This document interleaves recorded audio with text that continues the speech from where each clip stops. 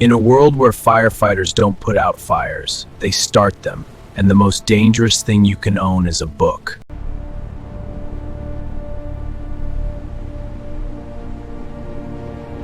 Let's talk about a world where knowledge is the enemy and fire is the solution. Ray Bradbury's Fahrenheit 451 isn't just some old book you read in school. It's a terrifyingly accurate blueprint for how a society could, willingly decide to burn its own brain. So how does that happen? Let's get into it. So the whole story kicks off with this really simple but totally unsettling idea. Think about firefighters.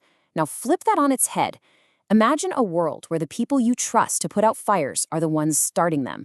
And they're not burning down buildings. They're burning books, using flames as a weapon against ideas themselves.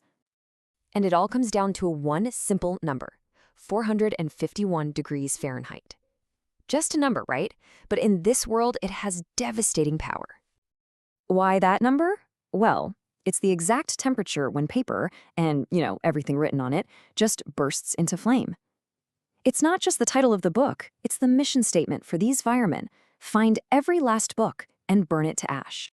Okay, so let's really step inside this world Bradbury built way back in 1953. In his future, books are totally illegal. But here's the crazy part. They didn't get banned because they were useless. No, it was for a much scarier reason. Because books make people think. And real thinking, well, it can be uncomfortable. So if you get rid of knowledge, what do you replace it with? Pure sensation. Life is just a blur of high-speed chases and nonstop entertainment. It's all designed to make you feel comfortable all the time. The whole goal is to have zero friction in your life, which means the most dangerous thing you can do is ask a difficult question. In this world, people are surrounded by giant screens, endless entertainment, and constant noise. In this world, everybody's living inside a personal digital bubble. You've got massive screens on your walls and these tiny radios, kind of like earbuds, whispering in your ears constantly. There's literally no silence.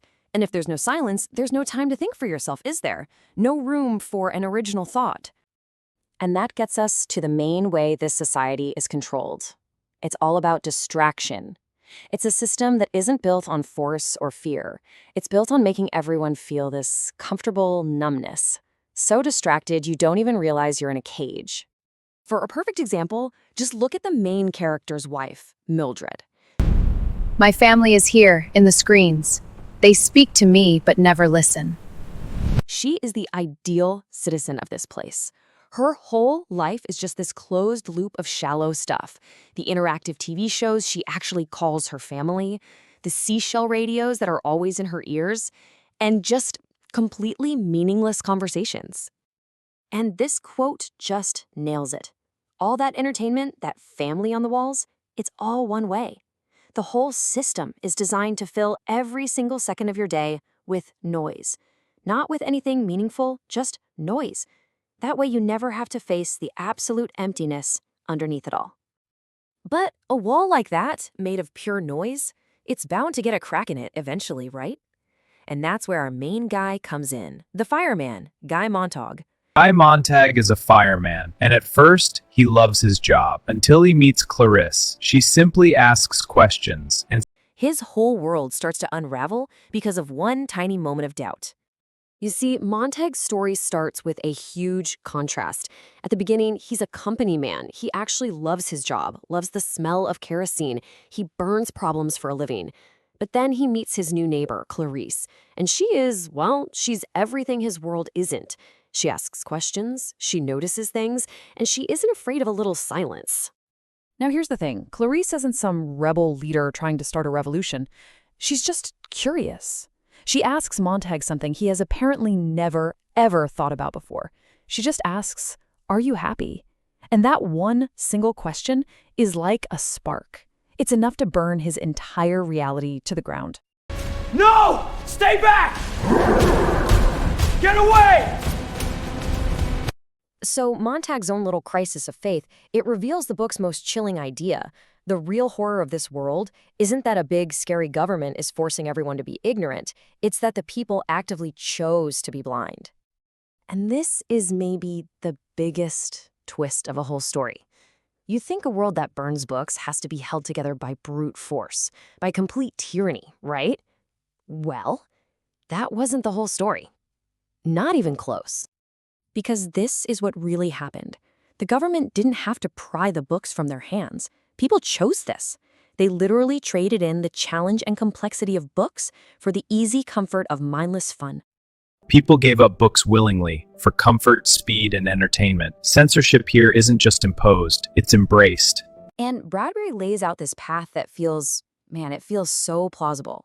It starts small, right? People just want quicker, simpler entertainment.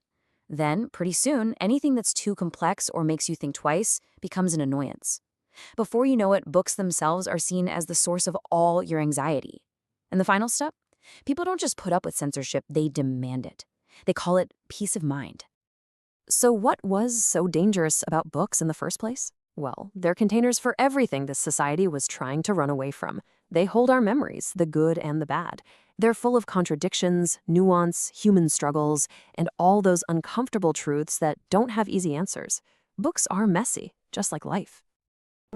Books are sacred because they remind us that thinking is uncomfortable, but necessary. And this is why the book still hits so hard today.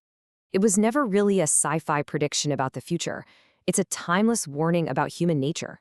And honestly, it feels more relevant now than ever before. See, he wasn't trying to be a fortune teller. He saw the seeds of this world all around him back in the 50s. The rise of TV, people's attention spans getting shorter, the growing desire for easy answers. He wasn't saying this is definitely going to happen. He was saying, hey, this could happen if we're not careful. And that's the ultimate takeaway, isn't it? The destruction of a culture isn't some big, dramatic event. It's a slow burn. It's what happens when an entire population just collectively decides that thinking, questioning, and dealing with hard ideas is just too much work. Which brings us to Bradbury's most haunting point, the fireman and the book burning. That's just the final act. It's just a symptom.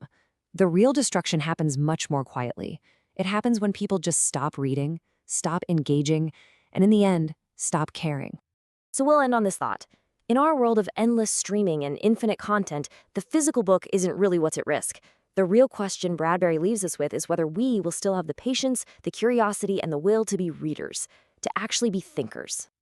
The question isn't whether books will survive, it's whether readers will.